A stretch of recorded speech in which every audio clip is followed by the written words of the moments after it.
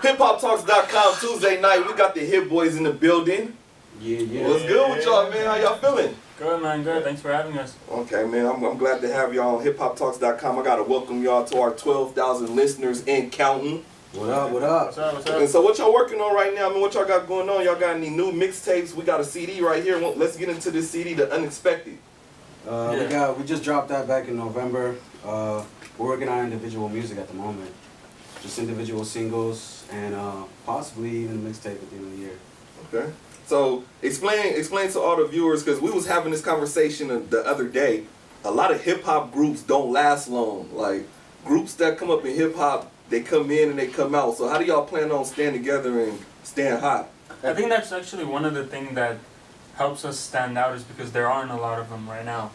You know, everybody's like, they have their own record label, they have their own crews or whatever. But we're the only one, not only ones, but one of the few groups that are as a group trying to come up. Like back in the day when there was G-Unit and D12. Yeah.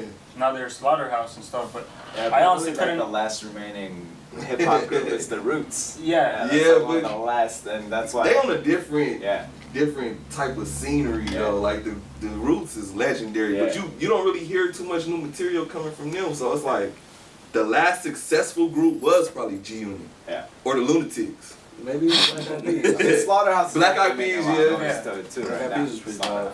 Yeah, Slaughterhouse is definitely doing their thing. Shout out Joe Buttons who stay on loving hip hop. Hey, so who's some of the producers y'all be working with? Who y'all want to name some people? We got our own personal producer we work with. His name is Will. He has a studio in Valley. Yeah, he actually produced this entire album. He did the whole thing? Except for one song, Make a Toast, it was produced by, what's that guy's name? we haven't get in touch with him, but... Oh, Tristan, that's Tristan, there we go. My bad, but yeah, his name is Tristan. My bad, Tristan. No, we just, we heard the beat, like, we had the beat for, like, forever, and I was actually going to use it for a solo project. And I just showed it to the rest of the crew, and they liked it. I had it in the stash because we were working on the album at the time. And so when I showed it to them, they were like, "What? Why are you holding out on this?" Yeah. So we just kind of came up with a hook on the spot, and we just recorded it, and that was actually one of our first songs that was part of our actual record deal. Okay, so how'd y'all get started? Like how'd y'all meet each other? This is actually a funny story. All right.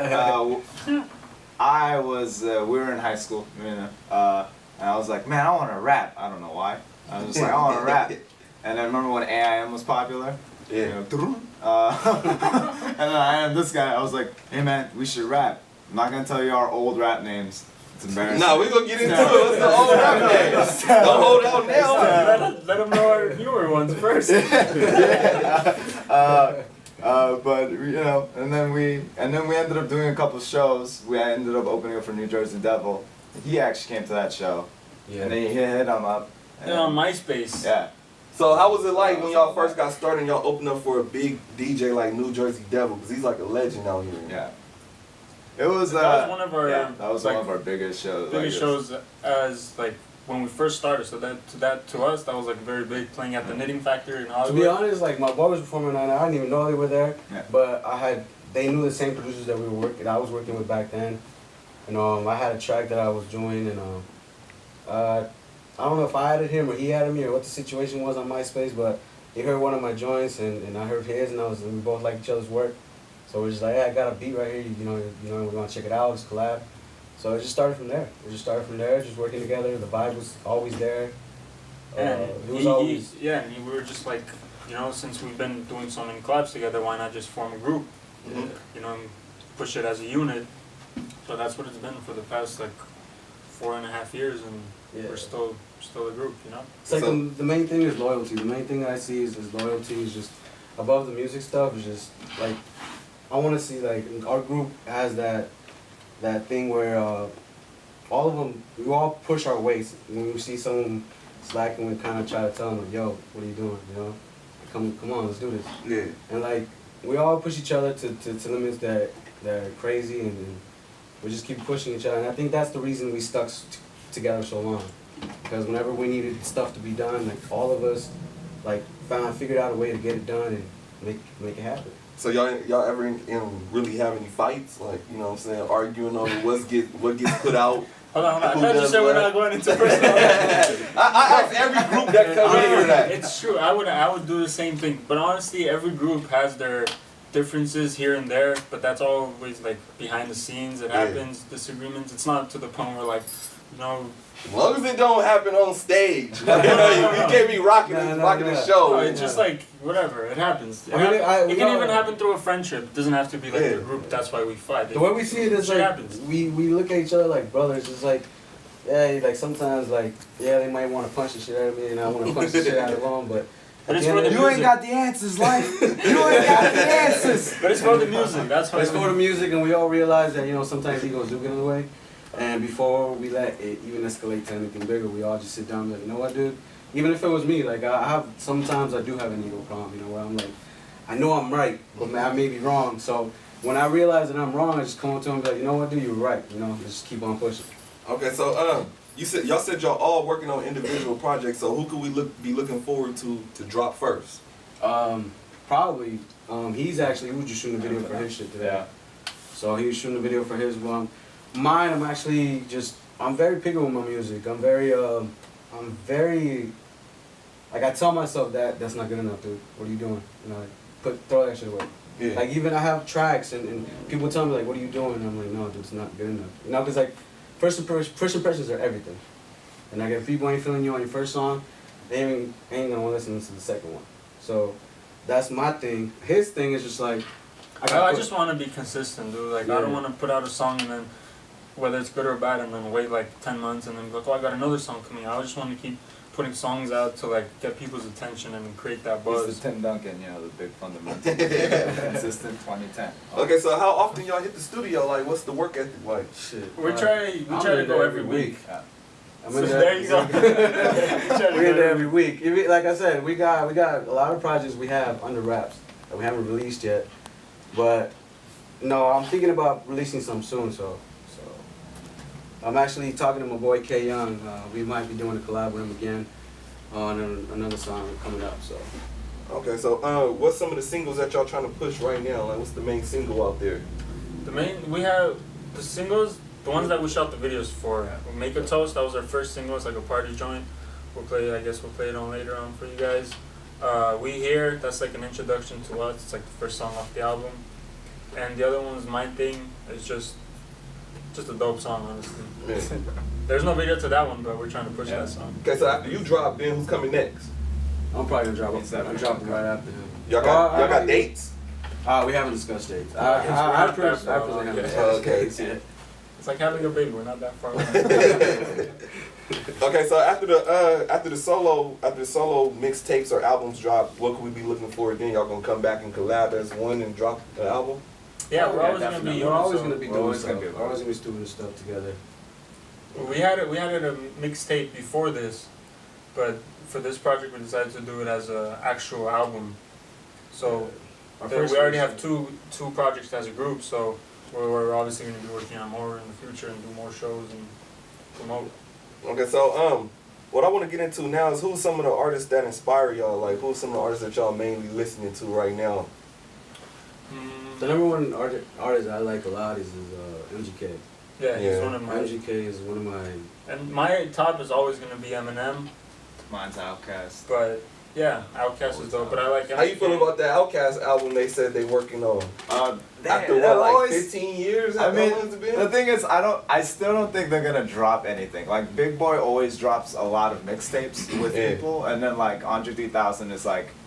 He's like, he's an artist. He's sensitive about his shit. I kind of think they kind of like Andre just outgrew Big Boy. So it's kind of like, man, I don't know if he could even compete on the track anymore. They could always just do like the Love Below speaker box type of thing again. Yeah, that album was tight. Yeah, that was like one of the. Yeah, if anybody ever gets like 150,000 on a verse, because he does like one verse a year, so it's like. But it be hot, and it goes the whole year though. Like when he drops something, it's gonna go. Yeah. So who else y'all listening to out there? Y'all listening to Nipsey? Nipsey's dope. We actually did a show with him a few months back.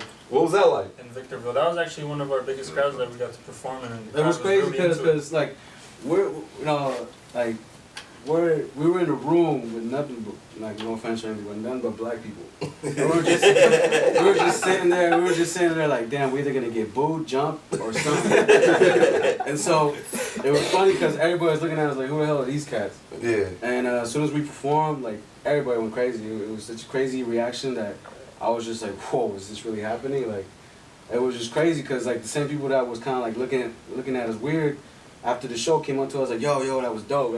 And I was just sitting there like, damn, like, did this really just happen? Yeah. It was just like, cause like. So how scared was y'all though? I wasn't scared. I wasn't scared. I was just like, I was just about to exit. I was like, if something pop off, I'm out of here. We would have saw you a world star. Like, I would have been. random groups perform at a nigga club, and it goes down. A million hits the next day. Because everybody was just like looking at us like People honestly. always do that like, to us oh. anyway. Any crowd we perform, they always look at us at a different way. Like, these guys don't belong on a rap stage, you know? Yeah, And because that stage was even like.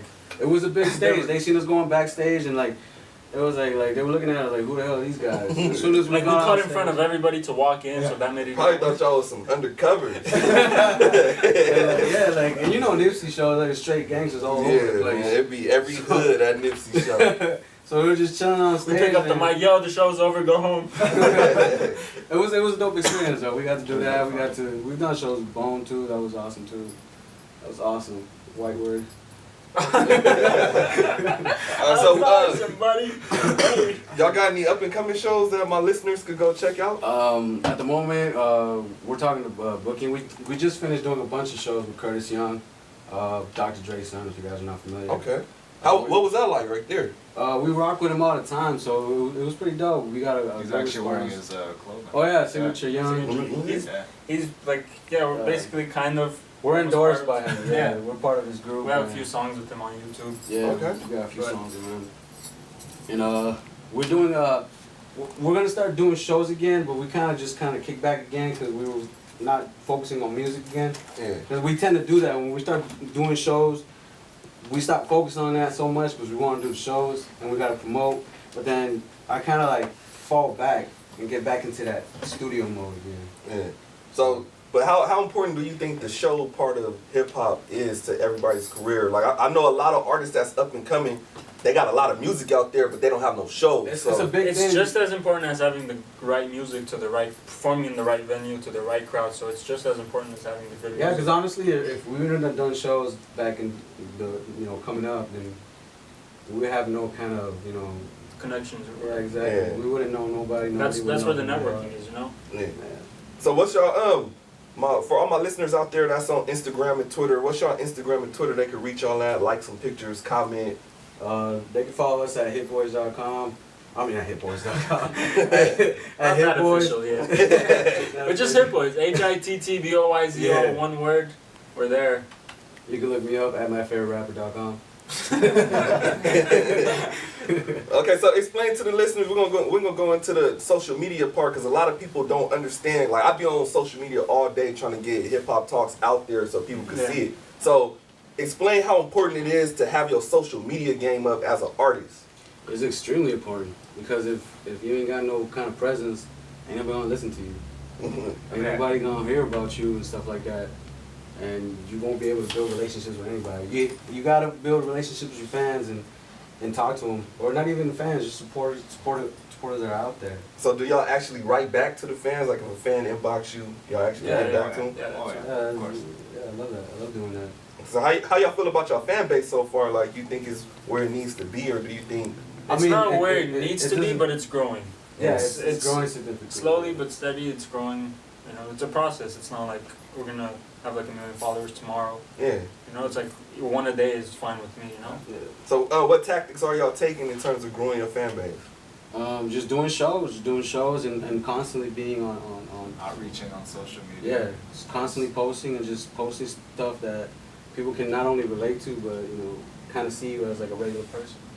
So it they don't doesn't have have to be about like music, talking about Yeah. music, even just anything, just so people can Yeah, notice your presence. Like Because he honestly, like that shit gets annoying when rappers like upcoming rappers be like, yo, I'm this tight ass rapper, come check me out. Like I don't really want to check that out. Like if a person just is cool, just a cool person, and and I find out he does music, I'm like, all right, let me check you out, you know. But if he's all like, yeah, I get it, yeah, I got this, I got that, it's like, dude, chill out.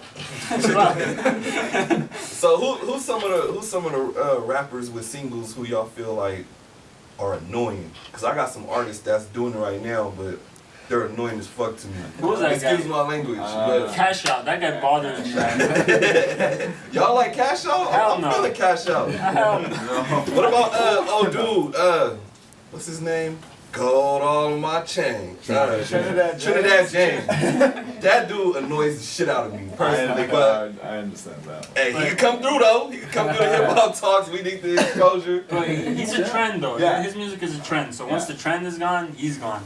Man, I was tripping off that video though. Man, that video got 1 million hits, and this dude was really in a convertible. I don't even know what kind of car it was with a panda mask on. Like, I was really tripping. Like, damn, this is what hip hop has come to. Pandas and gorillas. People will do anything on YouTube for 1 million hits, and once you get 1 million hits, you own. Like, You can be the wackest rapper ever.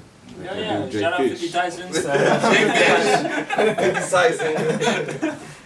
Okay, so how do y'all plan on keeping it going? Like, what's the number one thing y'all gonna put out there that people could listen to right now and say, like, this is what we need to do like them to keep our group going? Consistency for one thing, like I said earlier. And honestly, it's just simple. If you have good music and if you build relationships with your fans, you know, the fan base will grow. And marketing. You gotta. the number one thing as a group is like, don't listen to what anybody says. Don't listen to what anybody tells you to do. Don't do any of that. If you can't talk amongst your crew, then you really have nothing. You know, like your crew is everything. Your crew is your family. Your crew is everything. So if somebody's telling you like, yo, you need to drop a certain person or you need to do this a certain way, like, yo, you ain't in my group, so why are you trying to get up in my business? Yeah. You know? That's another thing about being in a group is like rumors start going around and like somebody tells one of the members that your other group members saying this, that, who do you believe, you know? Yeah. So you just gotta like trust your surroundings to avoid all that. HipHopTalks.com. We got Hittboyz in the building. Y'all just heard an exclusive interview. We're gonna spin their first track. We're gonna spin 3 of their tracks, but the first one is called Backs Against the Wall. Y'all wanna give a little insight on that before we spin it? That was actually quite a blessing. We got Young Buck on that track with us. Okay. We got the homie Bossolini. Shout out to Bossolini. He reached out and he had connections to Buck, and you know, right before, I think it was before Buck went to jail, he had recorded this verse, and he sent it to us, and he wanted us to jump on it, so we got to be able to be on a track with Buck, and hopefully in the next month or two, I get in contact with Chris, his manager at the moment, I believe. Hopefully we shoot a video for it. Okay, y'all heard it here first. HipHopTalks.com. We about to spin the track Backs Against the Wall.